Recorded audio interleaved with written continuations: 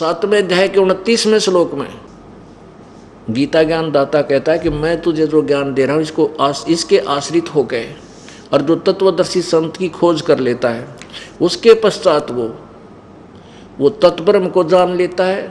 संपूर्ण आध्यात्मिक ज्ञान और सभी कर्मों को, किसी कर्म करने से क्या फल मिलता है, उनसे परिचित हो जाता है। उसके पश्चात वो व्यक्ति केवल जरा मरण मोक्ष के लिए ही प्रयत्न करता है, नथिंग एल्स। वो यहाँ संसार की किसी वस्तु की डिमांड नहीं करता। वो तो यहाँ जरा कहते हैं बुढ़ापे ने। इस जीव के ऊपर बुढ़ापा सबसे बड़ा कहर है और मरण दूसरा कहर मृत्यु। पुण्यात्माओं, आज आपके बेटे हैं, बेटी हैं, पोते हैं, दोते हैं, पोती हैं, दोतियां हैं, आप कितने सुखी हो, कितना आनंद लगता है आपको। इस झूठे सुख को भी आप सुख मान बैठे हो। फिर भी यदि हमारी मृत्यु ना हो तो हम इतने ढीठ हो लिए इन दुखान तक खींच लेंगे, कोई दिक्कत नहीं। पर मृत्यु भी होगी, मृत्यु निश्चित और ना जाने कब हो जा। हमारी कब कर आँख बांध रखी है।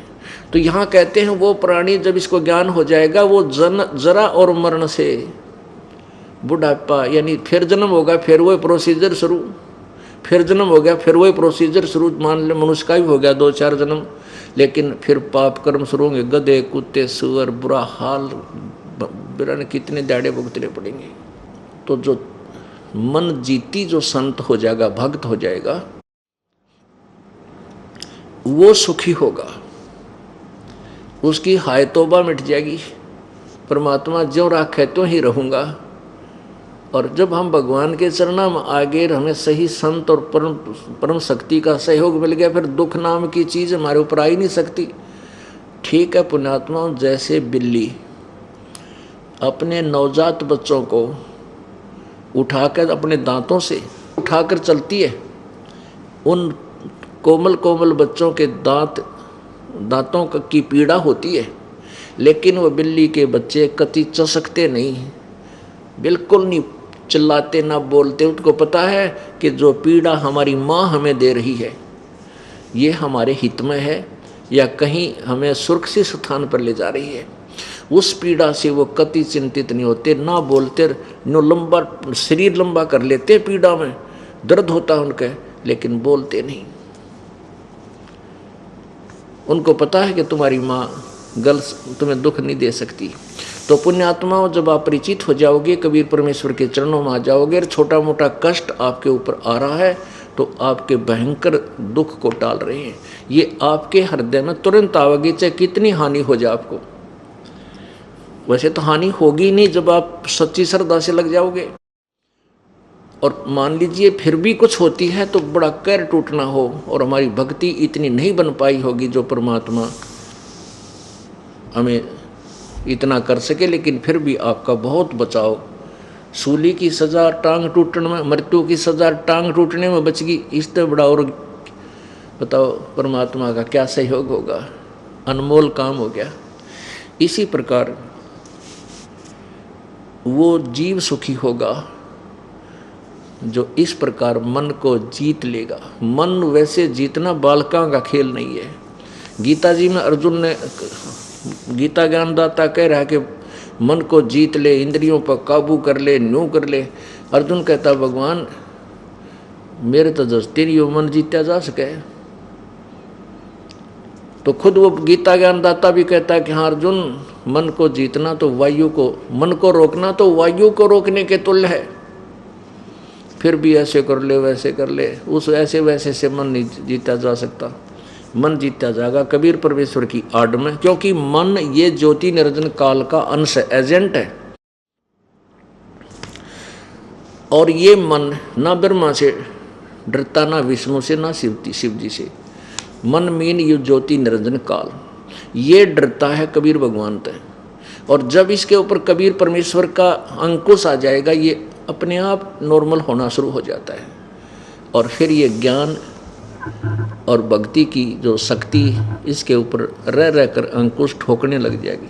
तब वो भक्त, वो संत मन जीतेगा। कहते संत सुखी मन जीती हो। अब आपको नियम बता दिए शराब नहीं पीनी, मांस नहीं खाना, तम्बाकू पीना, ना सूंघना, ना पीनी, शराब पिलानी ना पीनी। और साथ में आपने कोई रिश्वत, चोरी, ठगी ये बिल्कुल नहीं करनी, नहीं तो आपका नियम भंग हो जाएगा। तो आपने उन मर्यादाओं का पालन शुरू कर दिया। आपने मन जीत लिया। मन चाहता है गुट्टी ला लूँ, मन चाहता है होका पी लूँ, लेकिन आपने उस मन को जीत लिया कि ना भाई, गुरु जी का आदेश है, परमात्मा का वचन है, ये लक्ष्मण रेखा है। लक्ष्मण रेखा का उल्लंघन सीता ने किया था कि दुर्गति हुई थी। तो इस तरह ये ज्ञान से ये मन फिर अपने आप बैक मारेगा, रुकन लग जाएगा। तो ऐसे कहते हैं फिर ये जीव सुखी होगा, यहाँ भी सुखी होगा और फिर सतलोक जाएगा। अब क्या बताया जा रहा है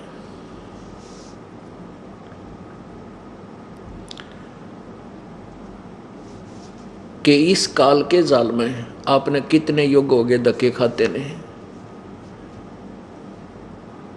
मन तू चल रे सुख के सागर, जहाँ शब्द सिंधु रत्नागर। मन तू चल रे सुख के सागर, जहाँ शब्द सिंधु रत्नागर।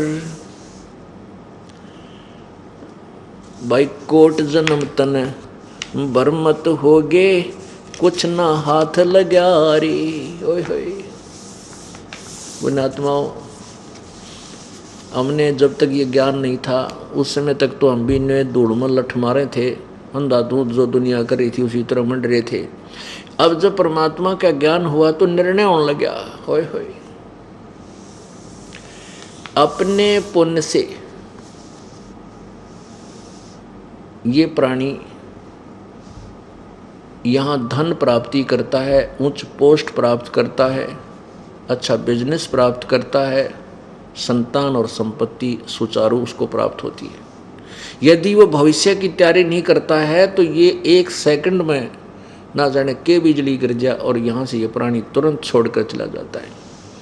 इस उपदेश लेने के बाद, ये ऐसी घटना जब घटी थी ज्ञान होने के बाद, तो हृदय में जगह बनती चली गई और परमात्मा की कृपा से फिर ये काल के जाल से उल्टा सिमटने लगे, हम दूर हटने लगे।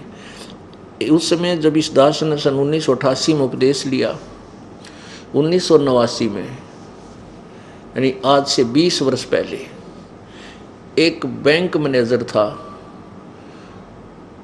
उसकी फिर समाचार पत्रों में एक कहानी आई थी। उसका जो उसने एक कोठी बनाई सेक्टर 1 में, 3.5 लाख रुपए लगे उसमें। आज तो 40 लाख की होगी वह, जो उस समय 3.5 लाख थे तो बल्कि ज़्यादा वैसे को। और उसकी जो है ना ओपनिंग सेरेमनी मनावा था, उसका उद्घाटन करे था। संडे का, रविवार का दिन था और हवन पवन की सामग्री, फिर उसके बाद खाने पीने की व्यवस्था, फिर घूटी सूटी का यानी शराब स्वरूप की सारी व्यवस्था, पेटी की पेटी ले रखी। और सब मित्रजन आने लग रहे हैं। कोई सामान लेने के लिए वो स्कूटर उठा के और चल पड़ा कोई सामान लेने के लिए। उसी दिन मेडिकल मोड़ के ऊपर एक स्कूटर है तो स्कूटर टकराया था आपस में। उतना जल्दी माच रही थी, फटाफटी जाते फिर नो करूँगा न, वो ऐसा गिरा फुटपाथ के ऊपर, कनपटी लगी, लागते मर गया। अब सिर पर धर ले उस सरोमणि ने, सिर पर धर ले उस 3.5 लाख के मकान ने। अरे की तक गधा बन के, कुत्ता बन के उससे के गली में बैठा पाओगा वहीं पे। तो परमात्मा की ये बात हृदय में जाने लगी। कोट जन्म तन भरमत होगे, कुछ ना हाथ लग्या रे। कुकर शुकर खरबया बोरे, कौवा हंस बुगारे। पुण्यात्माओं, कहने का तात्पर्य ये नहीं है कि हम कोई मकान ना बनावा या काम ना करें, नहीं। परमात्मा ये कहते हैं कि तू जो कुछ भी तुझे मिलना है वो तो तेरे प्रारब्ध का है। वो तो जो तुझे मिलना है वो पूर्व निर्धारित है, उसमें तो तू केवल एक कठपुतली है। और कोई नो कहे कि मैं काम ना करूं तो क्यों कर होगा, काम कैसे ना करे, तेरी क्या औकात तू काम ना करे, ऐसा जकड़ रखा है, ऐसा तेरी व्यवस्था बना रखी है, तू कठपुतली है, काम तेने करना पड़ेगा। ये जीव के बस का नहीं, और करना चाहिए, लेकिन उस काम के साथ साथ एक इम्पोर्टेंट वर्क और है, वो क्यों ना करता। इतना पापड़ बेला एक पेट की खात के लिए, और रात पड़ता ना दिन पड़ता ना, और टाइम कर ले, फलाना कर ले हैं, और परमात्मा के नाम के लिए थोड़ा समय और निकाल ले। ये सारा कुछ वर्तमान, सारे कुछ कथा कहानी सुना के आपको इतना ही प्रेरित किया जाता है कि इस अपने धंधे में एक धंधा और जोड़ ले, और वो तेरा घना काम आओगा। यो तेरा है नहीं, ना संपत्ति तेरी है, ना संतान तेरी है, ये तो तेरा आपस में एक दूसरे का पिछला पूर्व संस्कार है, ये तेरा है। लेकिन फिर जब आप परमात्मा के चरणों में आ जाओगे, जैसे पहले तो हम हाथ से पशुओं का चारा काटा करते नो हैं, और हाथ से पीसा करती है माई बहन चक्की, और ईब पावर का कनेक्शन ले लिया, अब वो चक्की भी पावर से चलती है, और पशुओं का चारा काटा जाता है वो भी पावर से चलता है, तो कितना सुख हो गया। ऐसे ही जो धंधा हम कर रहे हैं वो हमारे से नहीं हो पा रहा, कठिन भी हो रहा है, हमारे कोई गृहस्थी का जो गाड्डा हम खींच रहे हैं, और परमात्मा वाली पावर और ले लेंगे तो अपन खखा उठा देगा, यानी और बढ़िया शुद्ध सुचारू घर में सुख होगा, सारी का ठीक ढंग से हमारा जो समय व्यतीत होने लग जाएगा, हल्का हो जाएगा वजन। इसलिए पावर की आवश्यकता पड़ती है, हम इसलिए भगवान ढूंढते हैं कि वो पावर यानी भगवान की शक्ति का जब हमें सहारा मिल जाएगा, हमारे ये संसारिक काम भी हल्के हो जाएंगे। कोट जन्म तन भरमत हो गए, कुछ ना हाथ लग्या रे, कुकर सुकर खरवा बोरे, कौआ हंस बुगारे। ऐसे बड़े बड़े सेठ हेलीकॉप्टर में मृत्यु को प्राप्त हो गए, अपने हेलीकॉप्टर से क्रैश हो जाने से वही मर गए, और वो रह गया दरा दरा, वो फैक्ट्री, वो है सब कुछ। पुण्यात्माओं, ये नहीं कह रहे कि मृत्यु तो सभी की होगी, लेकिन मृत्यु से पहले हम कुछ और एक नेसेसरी वर्क, बहुत ही आवश्यक काम है, परमात्मा की सत्य भक्ति, और भक्ति भी उस अविनाशी परमेश्वर की, उस कबीर भगवान की करें। अन्य भगवानों ब्रह्मा विष्णु महेश ब्रह्म पर ब्रह्म तक की साधना से हमारी जन्म मृत्यु का रोग नहीं समाप्त हो सकता। केवल कबीर परमेश्वर की साधना से हमारा जन्म मृत्यु का रोग सदा के लिए समाप्त हो जाएगा। गीता जी अध्याय नंबर 15 के श्लोक नंबर 1 से लेकर 4 तक क्या बताया है कि उल्टा लटका हुआ संसार रूपी वृक्ष है, ऊपर को जड़ जो है ऊर्ध्व मूलम अधः शाखम, ऊपर को जड़ वाला और नीचे को तीनों गुण रूपी रजगुण ब्रह्मा सतगुण विष्णु तमगुण शिवजी रूपी शाखा वाला, ये उल्टा लटका हुआ संसार रूपी वृक्ष है। और जो संत इसके सभी अंगों को, सभी पार्ट्स को, तना, मोटी डार, फिर शाखा और पत्ते और जड़ों को भिन्न भिन्न प्रकार से समझा देगा, स वेदवित, वो तत्वदर्शी संत है। गीता जी अध्याय नंबर 4 के श्लोक नंबर 34 में जिस तत्वदर्शी संत की शरण में के पास जाकर के तत्व ज्ञान समझने के लिए गीता ज्ञानदाता कहता है, उसकी पहचान बताई है गीता जी अध्याय नंबर 15 के मंत्र नंबर 1 में, कि ऊपर को जड़ वाला और नीचे को तीनों गुण रूपी शाखा वाला ये पीपल का अविनाशी वृक्ष है। और इसके अलग अलग जो छंद हैं, इसके टुकड़े हैं, विभाग हैं, उनको जो तत्व से जानता है, स वेदवित, वो तत्वदर्शी संत है। पुण्यात्माओं, आप विद्यार्थी हैं, ये दास टीचर है, और ये दास ऐसा टीचर है कि आपको कुछ दिनों में उंगलियां पर रटवा दूंगा इस पवित्र गीता जी को। और ये पवित्र गीता जी हमारे लिए प्रथम क्लास की बुक हो जाएगी, जो एक जटिल बना हुआ था, क्योंकि संस्कृत में ज्ञान होने से हम इसको समझ नहीं पाए थे। परमात्मा ने ये तत्व ज्ञान अपनी सिंपल लैंग्वेज में दे रखा है। कबीर परमेश्वर ने अपने तत्व ज्ञान में लिखा है, अपनी सच्चिदानंद घन वाली वाणी में लिखा है, अक्षर पुरुष एक पेड़ है, निरंजन वाकी डार, तीनों देवा शाखा हैं ये पातरोप संसारे। ओए होए।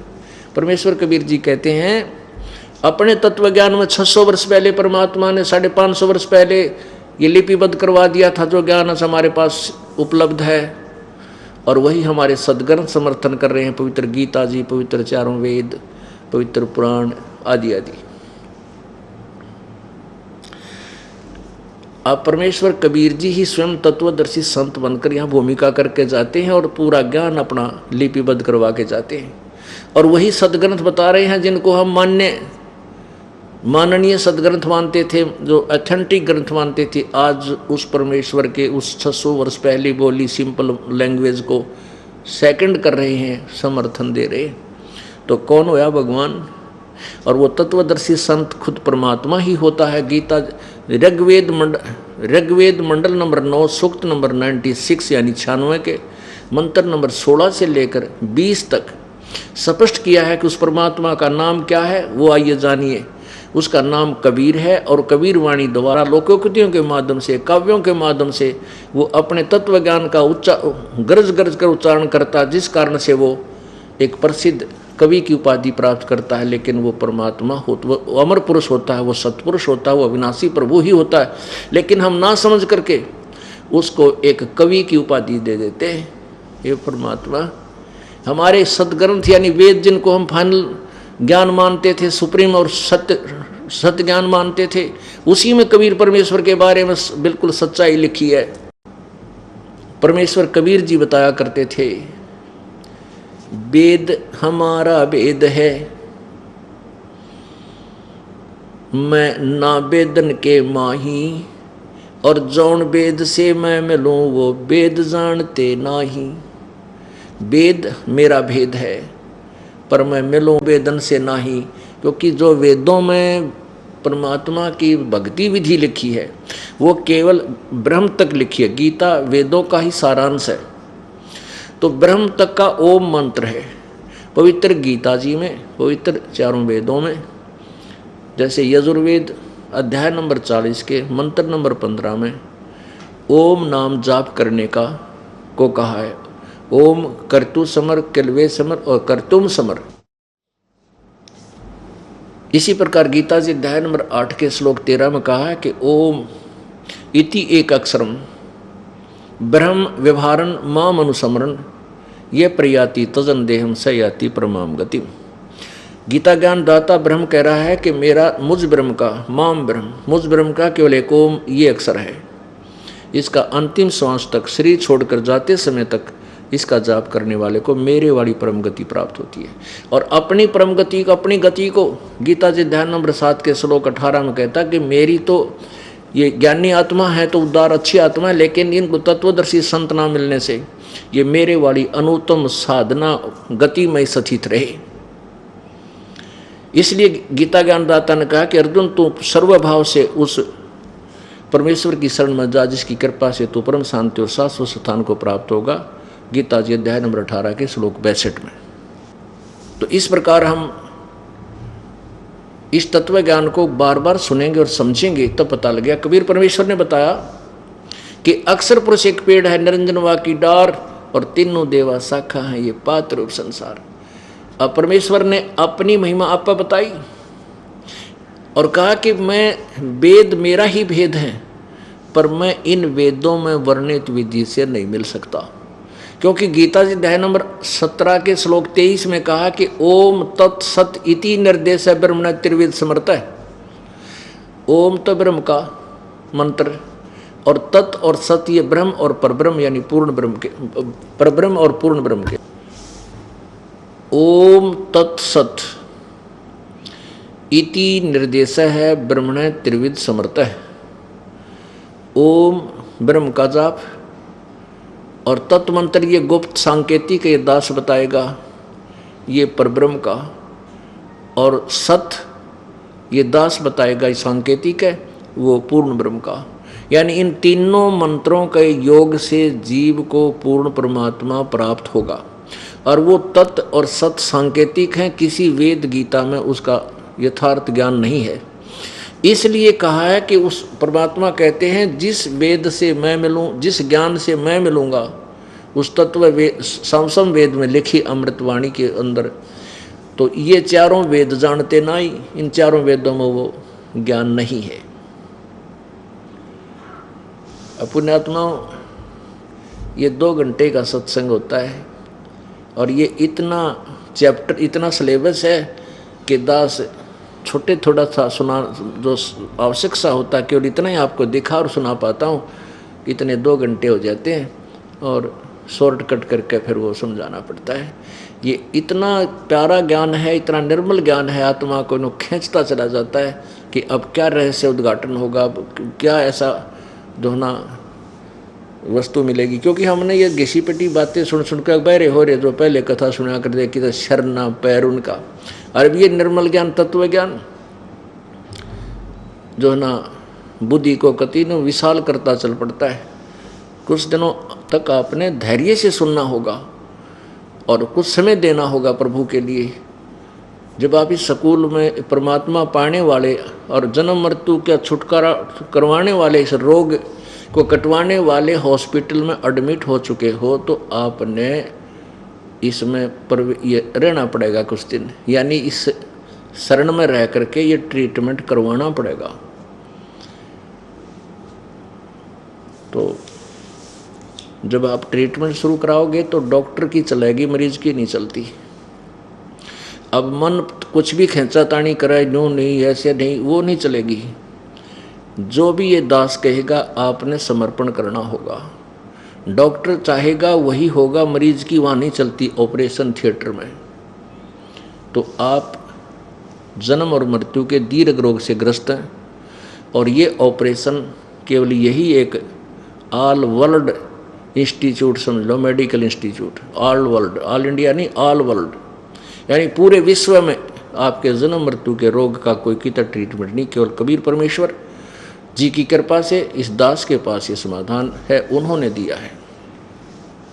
और इस रोग को कटवाएं पाट पड़ेगी और कई युगों तक धक्के खा लियो, भटक लियो और बिरान माटी करवा लियो, आखिर में ये रोग कट लेगा, जो सुख होगा ना हो को नहीं। क्या बताते हैं परमात्मा, जग सारा रोगिया रे जिन सतगुरु वैद न जाण्या, जग सारा रोगिया रे, जग सारा रोगिया रे जिन सतगुरु वैद न जाण्या, जग सारा रोगिया रे, जग सारा रोगिया रे जिन सतगुरु वैद न जाण्या, जग सारा रोगिया रे। भाई जन्म मरण का रोग लगा है या तृष्णा बडरी खांसी, जन्म मरण का रोग लगा है या तृष्णा बडरी खांसी, आवागमन की डोर गले में या पड़ी काल की फांसी, जग सारा रोगिया रे जिन सतगुरु वैद न जाण्या, जग सारा रोगिया रे, जग सारा रोगिया रे जिन सतगुरु वैद न जाण्या, जग सारा रोगिया रे। भाई सच्चा सतगुरु कोई न पूजे, इन झूठों जगपति आवे। भाई सच्चा सतगुरु कोई न पूजे, इन झूठों जगपति आवे। अंधे की बाँ गई अंधे ने, ये मार्ग कौन बतावे, जग सारा रोगिया रे जिन सतगुरु वैद न जाण्या, जग सारा रोगिया रे, जग सारा रोगिया रे जिन सतगुरु वैद न जाण्या, जग सारा रोगिया रे। भाई देखा देखी गुरु शिष्य बन गे, किया ना तत्व विचारा। देखा देखी गुरु शिष्य बन गे, किया न तत्व विचारा। गुरु शिष्य दोनों के सिर पर यू काल ठोके पंजारा। जग सारा रूह गया रे जिन सतगुरु वैद न जाण्या। जग सारा रो गया रे, जग सारा रो गया रे जिन सतगुरु वैद न जाण्या। जग सारा रो गया रे। भाई सार शब्द सर जीवन बूटी गैस गैस अंग लगावे। सार शब्द सर जीवन बूटी गैस गैस अंग लगावे। कहे कबीर तुम सतकर मानो ये जन्म मरण मिट जावे। जग सारा रो गया रे जिन सतगुरु वैद न जाण्या। जग सारा रो गया रे, जग सारा रो गया रे जिन सतगुरु वैद न जाण्या। जग सारा रो गया रे। भाई सार शब्द सर जीवन बूटी गैस गैस अंग लगावे। सार शब्द सर जीवन बूटी गैस गैस अंग लगावे।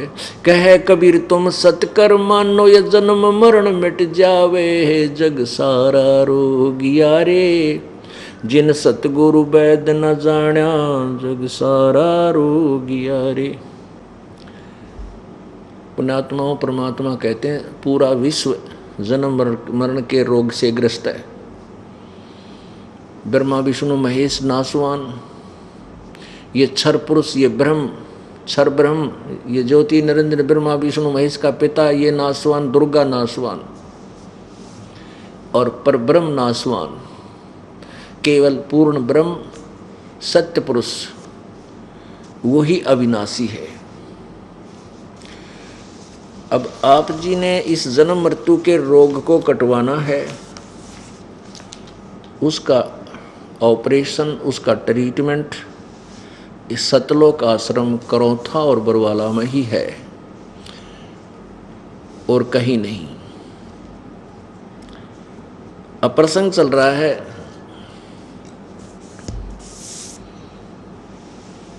कि तत्वदर्शी संत की पहचान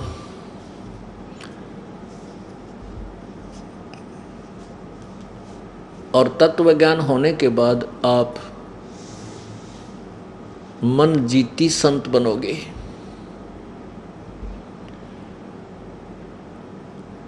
गीता जी अध्याय नंबर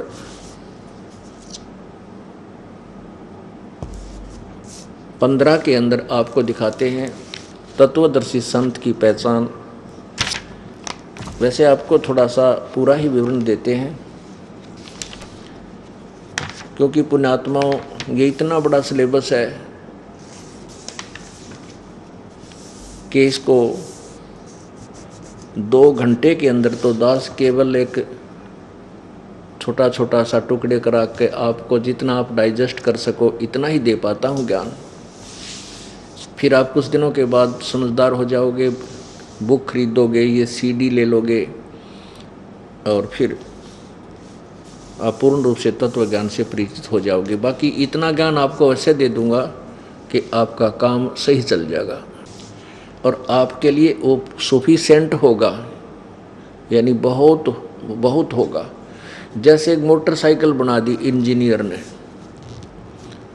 मोटरसाइकिल बना दी और आपने वह मोल ले ली।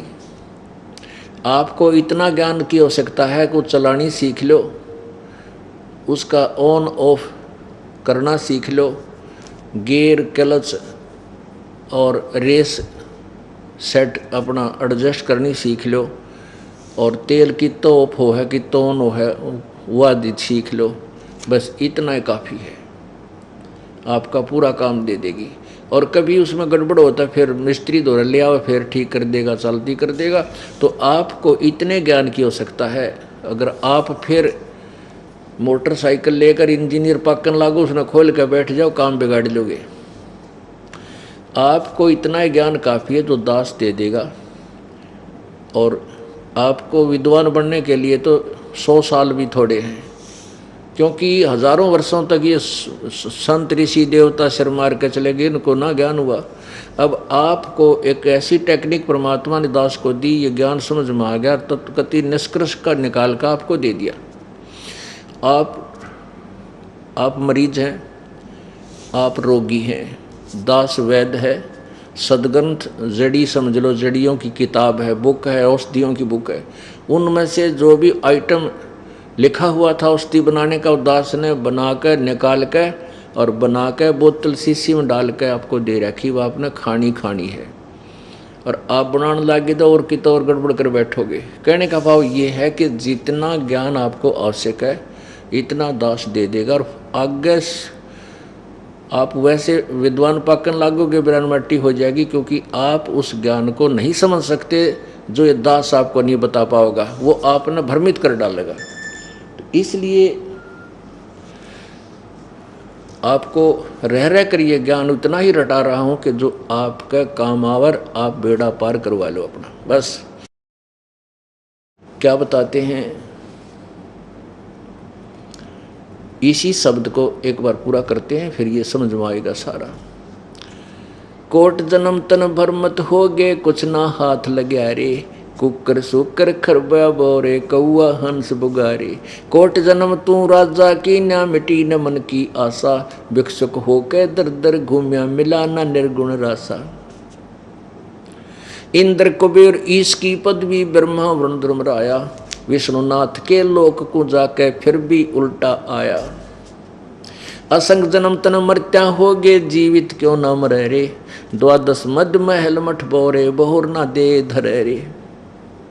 दोजक भ्रष्ट सभी तय देखे, राजपाट के रसिया, तीन लोक से तरपत नाही, योमन भोगी खसिया।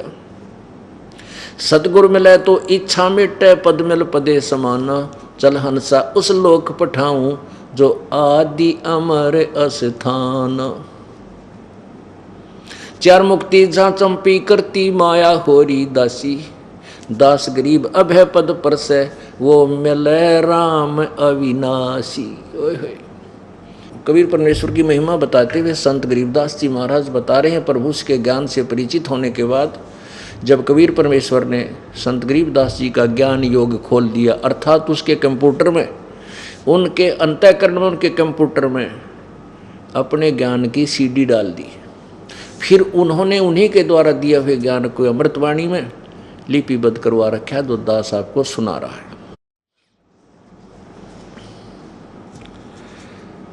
अब क्या बता रहे हैं कि इंद्र कुबेर ईश की पदवी, ब्रह्मा वरुण धर्मराया, इंद्र स्वर्ग का राजा तू बना, और ब्रह्मा विष्णु महेश की पदवी तूने पाई। पुण्यात्माओं, ये सत्कर मान लेना, आप आज के नहीं हो, असंग जन्म हो गया आपने यही चक्कर काटते नहीं। ये नहीं है कि आप अब जैसे कोई रिक्शा चला रहा है, कोई मजदूर है, किसान है, छोटी मोटी कोई दुकान है, आप ऐसे ही नहीं थे। आप कभी राजा भी रहे हो, आप देवता भी रहे हो, लेकिन काल के जाल से ना निकलकर फिर वही बिरानमाटी में आ गए। जैसे सतयुग में राजा अम्बरीश, सतयुग में और राजा कितना अच्छी आत्मा थी, जहाँ उसके हजारों की संख्या में सैनिक नौकर होते थे। वही आत्मा फिर त्रेता युग में जनक, राजा जनक बने, और वहाँ कितने ठाठ उसके सैनिक थे, नौकर थे। और वही पुण्यात्मा अपने पुण्यों को स्वर्ग में समाप्त करके श्री नानक देव जी, गुरु नानक देव जी बने, जो कि एक नवाब के यहाँ खुद नौकर लगे। तो जो पुण्य थे वो समाप्त हो गए और वह पूंजी खत्म होगी। उनको फिर कबीर परमेश्वर आकर के सतलोक से, वहाँ काशी में आए हुए थे बनारस में, वहाँ से अंतर्धान होकर के फिर बेई नदी पर जहाँ वो स्नान करने जाते थे नानक साहिब जी, वहाँ से उनको अंतर्ध्यान करके उनकी आत्मा को सतलोक लेकर के सचखंड, उसके बाद नानक साहिब जी का जीवन बदल गया और वो मोक्ष अधिकारी हो गए।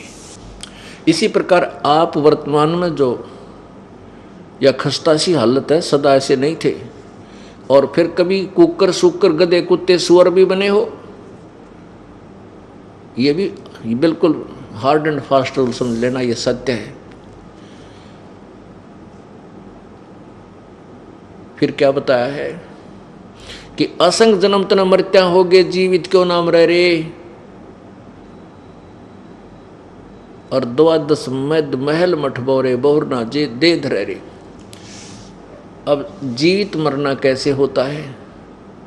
जैसे पुण्यात्माओं कोई व्यक्ति मृत्यु को प्राप्त हो जाता है, वो तो गया काम तय, ना वो काम कर सकता घर में आकर फिर दोबारा, ना वो जिस काम के लिए दौड़ धूप कर रहा था वो एक्सीडेंट में मृत्यु हो गए और वो सब का सब रह गया, मर गया, कति गया। परमात्मा कहते हैं कि परमात्मा पाने के लिए जैसे आप पेट के लिए अपने रोजी रोटी के लिए कितना दिन रात मेहनत करते हो, परमात्मा के लिए भी महीने में 2-3 दिन तो जीवित मर ले। जीवित मरना क्या होता है? जैसे आप जब सत्संग की तरफ चलो तो न्यों सोच कर चलो हम तो मर गए, आज मेरी मृत्यु होगी। आप सत्संग में आ जाइए और भूल जाइए कि वो काम के खराब हो गया, कि बिगड़ेगा, कि मैं गड़बड़ होगी। मान लीजिए हमारी मृत्यु हो जाती है, वह तो फिर भी होगी और हम कुछ उसको संभाल भी नहीं सकते गड़बड़ को। यहाँ 3 दिन आप आगे जीवित मर गए, हम तो उधर देखते नहीं, कुछ भी हानि हो चाहे लाभ हो, मान ले कोई हानि होगी 3 दिन पाछा हम संभालते लेंगे जाके, और मृत्यु होगी फिर भी तो सारा बिगड़ गया सांग। तो इसलिए परमात्मा कहते हैं कि जैसे 365 दिन होते हैं एक वर्ष में, इसमें से 10% यानी 36 दिन भी तो जीवित मर लेगा तो भी तेरा गुजारा ठीक हो जाएगा। और बाकी फिर वो कितने रह गए 330 के आसपास, 330 दिन में तू किला तोड़ लिए, कितना कमाओगा और क्यों कर लेगा। और करना भगवान ने, हम तक कमा कर खूब अपने प्रयत्न करके थक लिए, जब तक भगवान ने ढूंढ लागे भगवान तू करिए। और जब भगवान करने का, वहाँ आने का, उस स्थान पर जाने का, जहाँ भगवान करे समय आता है, तब यो मन आपको न सोचा कदे यो नुकसान हो जाए, फिर देखेंगे, फिर के देखेगा, फिर तो काल देखेगा किसी समय में। तो इसलिए जीवित मरना इसको कहते हैं। फिर दूसरा इसका जीवित मरना है, मन चाहता है यूँ कर लूँ, फलाना कर लूँ, हैं उसकी कोठी है कोठी बना लूँ, नहीं।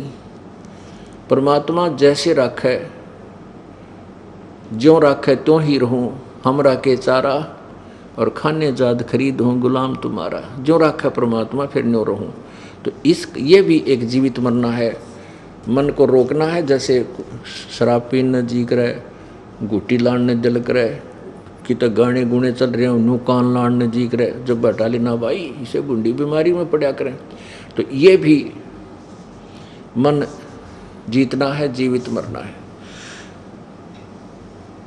फिर क्या बताते हैं, दोजक बहिष्ठ सभी ते देखे राजपाट के रसिया, और 3 लोग से तरपतनाई यो मन भोगी खसिया।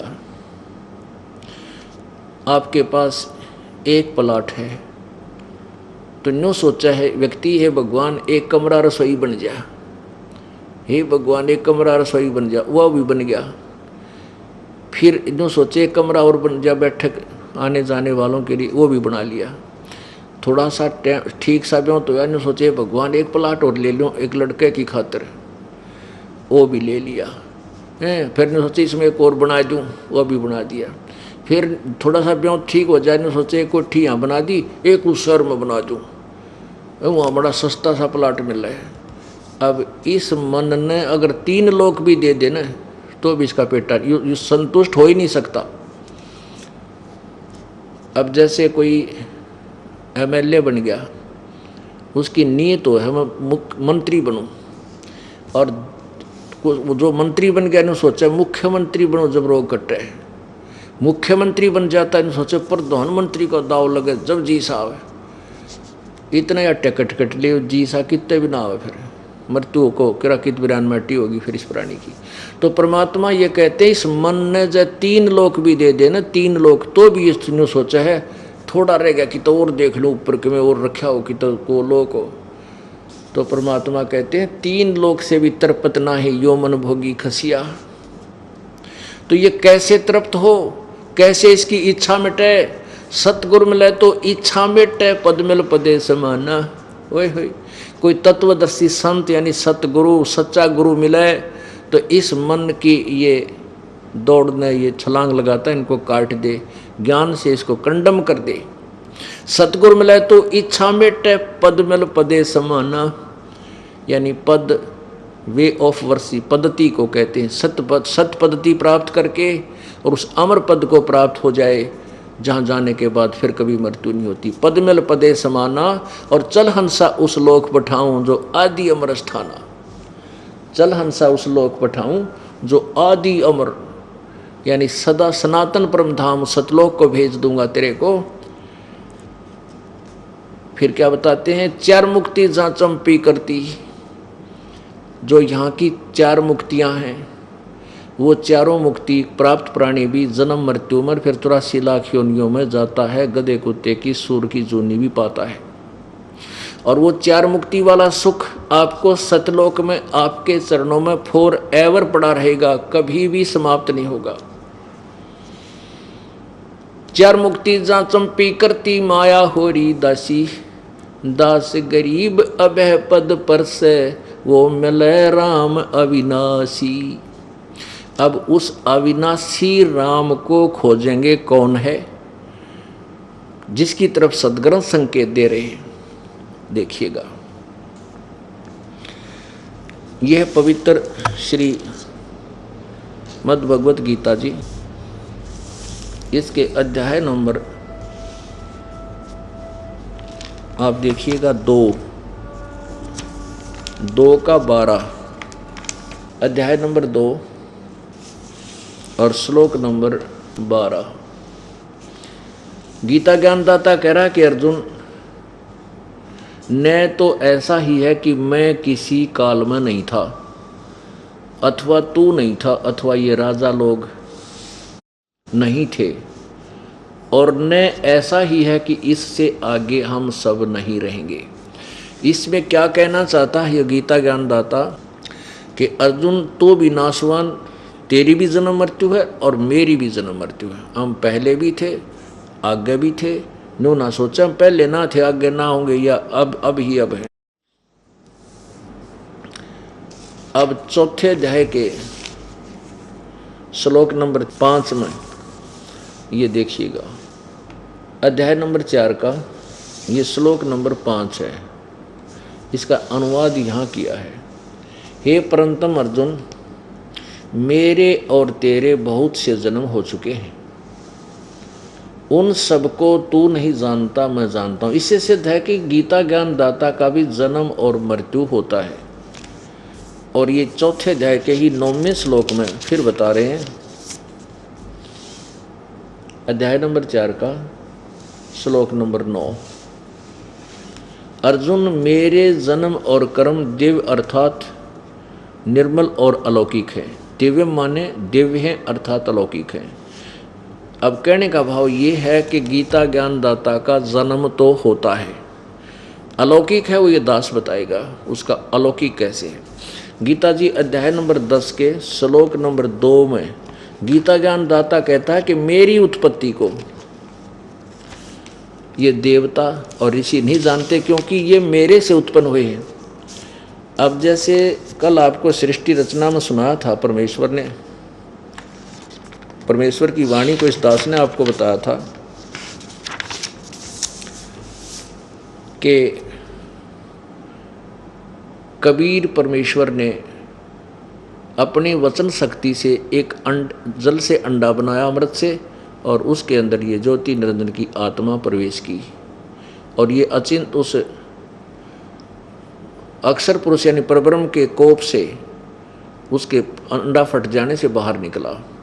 उसके बाद ज्योति निरंजन और दुर्गा के संयोग से ब्रह्मा विष्णु महेश की उत्पत्ति हुई, और इन ब्रह्मा विष्णु महेश से ये आगे जितने देवता ऋषि इनसे उत्पन्न हुए। तो ये काल कहता है कि मेरी उत्पत्ति को ये देवता यानी ब्रह्मा विष्णु महेश और ये ऋषि नहीं जानते, देवता नहीं जानते, क्योंकि ये मैं इन सब का आदि कारण हूँ, मेरे से इनका जन्म हुआ है, मैं इनका पिता हूँ। और पिता की उत्पत्ति को दादा बता सके है, संतान नहीं जानती, उसकी डेट ऑफ बर्थ भी बता देगा।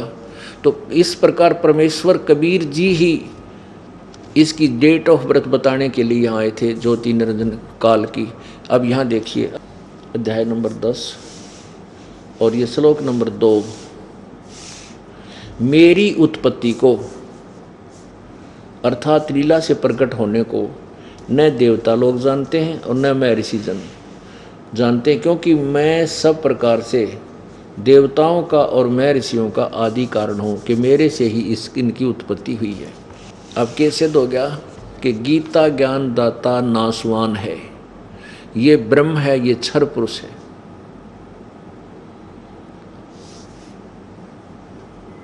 अब हम कहाँ जाना है कि वो अविनाशी परमात्मा कौन है।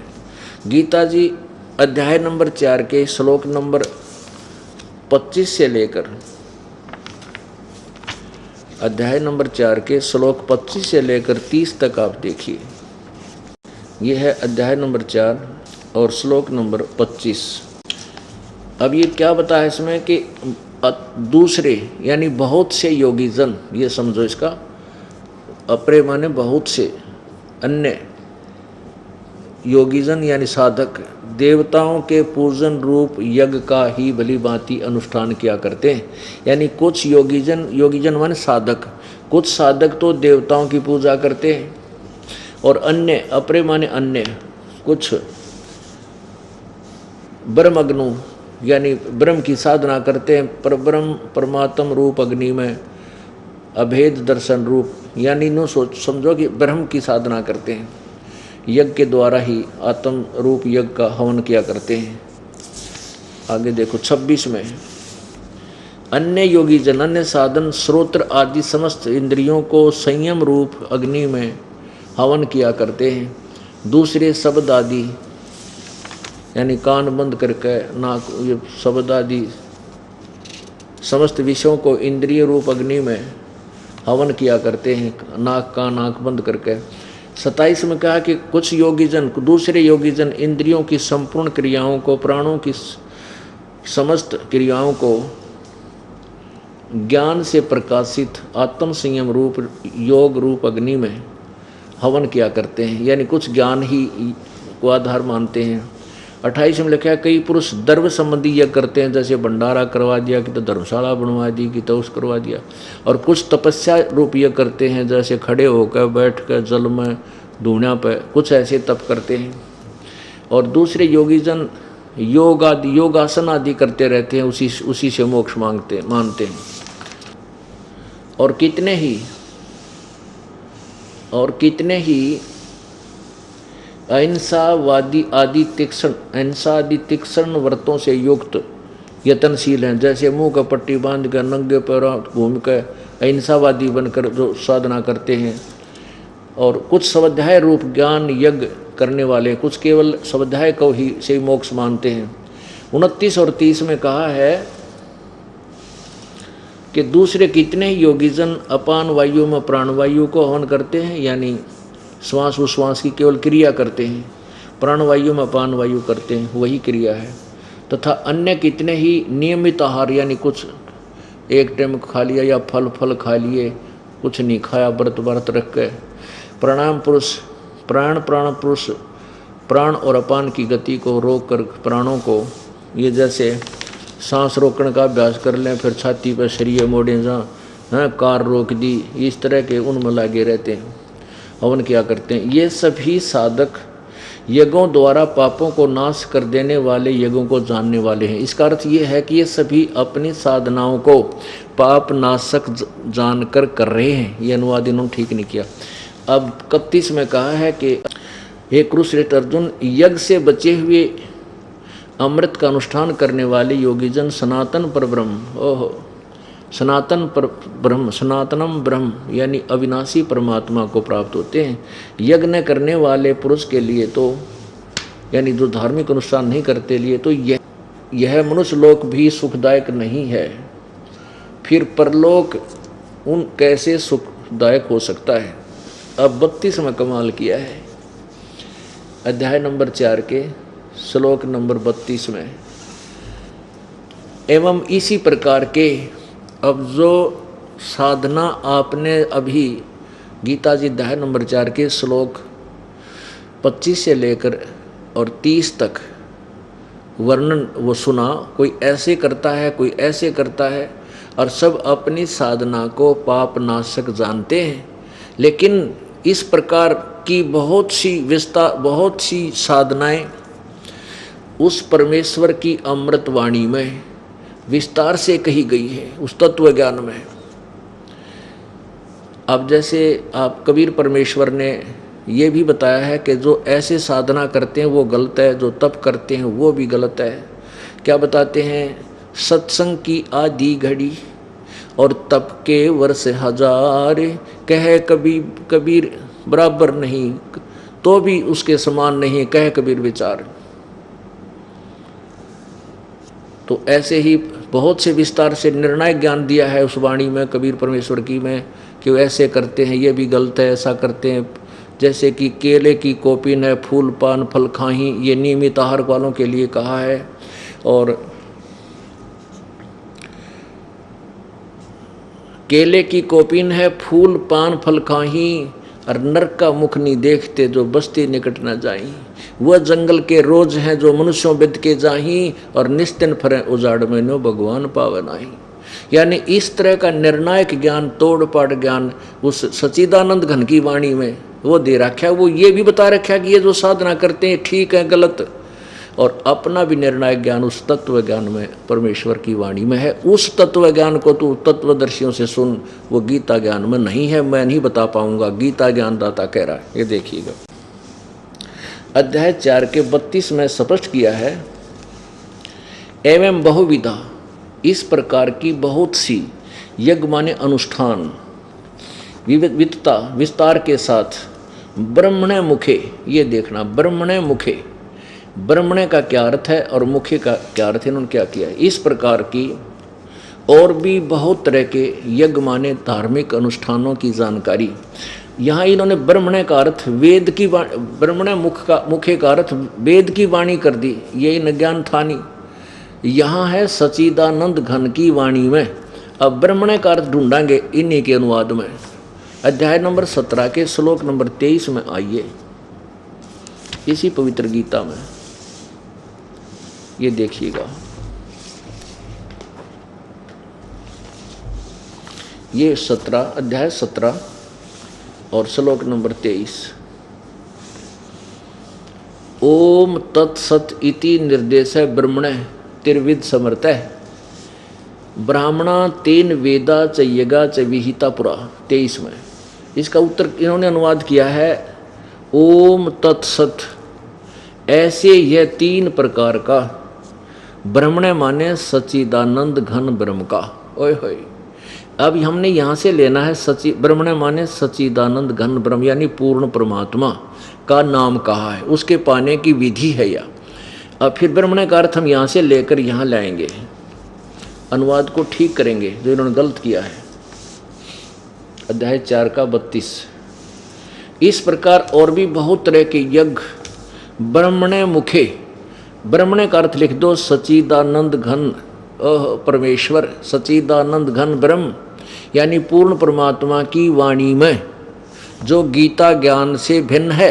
अंडरस्टूड, ये बिल्कुल अंडरस्टैंड है कि वो इस ज्ञान से अलग है। कोई सच्चिदानंद घन की वाणी यानी कबीर वाणी, उसमें मुख्य माने उन्हीं के मुखारविंद से उच्चारित अर्थात उनके द्वारा दिए गए ज्ञान में विस्तार से कहे गए हैं। उन सब को तू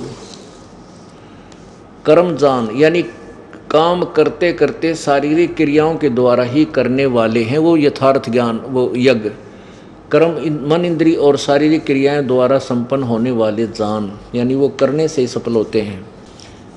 उनके अनुष्ठान द्वारा तो कर्म बंधन से सर्वथा मुक्त हो जाएगा। अब देखो 34 में लेते हैं। अब 32 का के विषय में, जो 32 में ज्ञान दिया है गीता अध्याय नंबर 4 के श्लोक 32 में, उसके विषय में कि उस सच्चिदानंद घन वाणी यानी तत्व ज्ञान में तू बहुत प्रकार के यज्ञ कहे हैं, उस तत्व ज्ञान को, ओह ये 34 यहाँ पर है, उस ज्ञान को जो चौथे अध्याय के 32वें श्लोक में कहा है सच्चिदानंद घन की वाणी में, उस ज्ञान को तू तत्वदर्शी ज्ञानियों के पास जाकर समझ उसको भली भांति दंडोत प्रणाम करने से, उनको भली भांति दंडोत प्रणाम करने से, उनकी सेवा करने से और कपट छोड़कर सरलता पूर्वक प्रसन्न करने से वे परमात्म तत्व को भली भांति जानने वाले ज्ञानी महात्मा तुझे उस तत्व ज्ञान का उपदेश करेंगे। पाठ दिया तोड़ पवित्र गीता जी ने स्पष्ट कर दिया कि गीता ज्ञान दाता कह रहा है कि वो ज्ञान इस मेरे ज्ञान से न्यारा है और उसको कोई तत्वदर्शी संत बतावेगा, उनसे पूछ। और पूछने के लिए भी फिर दंडवत प्रणाम कर, आधीनी कर। जब तू जाकर नखरे करेगा, बता मैंने क्यों कर है, ज्ञान होगा तो भी ना बतावे कि मरण दे से पशु ने जिन्हें बोलने का भी ना बेरा। पुण्यात्मा हम किसी से, मान लिया आपने कोई पड़ोसी से टीवी मांगना है 2 घंटे के लिए, तो आप जाते नो ना कहो और टीवी देना हक नहीं देना तने, तो होगा जब भी नाट जाएंगे हमारा तो खराब हो रहा है। और एक आप जाकर कहो, बैठोगे राम राम भाई बेबे नमस्ते ठीक हो, और बालक ये कर रहे हैं, काम ठीक से कर रहे हैं, फिर थोड़ी सी देर के बाद कहोगे एक बार टीवी चाहिए था 2 घंटे के लिए, तो ऐसे नम्र भाव से कोई बात करेगा तो ना होगा तो पड़ोसी तो मांग के लाके दे दे इंसान, तो भी आपका काम सर है। तो ऐसे ही हमने परमात्मा पाने का यो ऐसा झंझट जो है बना हुआ ज्ञान का, ये कटवाने के लिए और उस संत के पास जाओ और वहाँ नखरे करें, तो हम फिर उस वस्तु के अधिकारी नहीं है। तो इसलिए कहा है कि उनको नम्र भाव से बात कर, वो खुश होकर फिर तुम्हें बताएंगे वो सारी कहानी। अब वो तत्वदर्शी संत होगा कैसा, वो भी निर्णय पवित्र गीता जी ने कर रखा है। गीता जी अध्याय नंबर 15 के श्लोक नंबर 1 में उस तत्वदर्शी संत की पहचान बताई है। यही पवित्र गीता जी अध्याय नंबर 15 का श्लोक नंबर 1 अथ पंचदशो अध्याय 15वां अध्याय। इसमें प्रथम मंत्र में क्या कहा है कि ऊर्ध्व मूलम अधः शाखम अश्वत्थम प्राहु अव्यम छंदासी यस्य प्रणानी ये तम वेद स वेदवित। अब इसमें स्पष्ट पढ़ा जा रहा है ऊर्ध्व मूलम अधः शाखम अश्वत्थम प्राहु अव्यम छंदासी यस्य प्रणानी ये तम वेद स वेदवित। इसका क्या अर्थ बनता है कि ऊपर को ऊर्ध्व मूलम, मूल माने जड़, ऊपर को जड़ वाला, और अधः शाखम नीचे को शाखा वाला। ये अश्वत्थम प्राहु अव्यम, ये पीपल रूप संसार रूपी पीपल का वृक्ष अविनाशी कहा गया है। छंदासी यस्य प्रणानी, इसके छोटे छोटे टुकड़े पत्ते आदि हैं।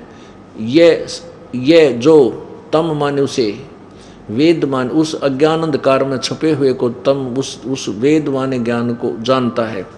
उस ऊपर को जड़ वाले, नीचे को तीनों शाखा वाले इस संसार रूपी पीपल के छंदासी माने विभागों को पत्तों सहित ये तम वेद, जो उसको जानता है, स वेदवित, वह संत वेद के तात्पर्य से परिचित है, जानने वाला है, वो तत्वदर्शी संत है। अब देखना इन्हीं के अनुवाद में, आदि पुरुष परमेश्वर मूल वाले अधः शाखम, पुण्यात्मा इन्होंने गलतियां की हैं, वो अब सुधारेंगे।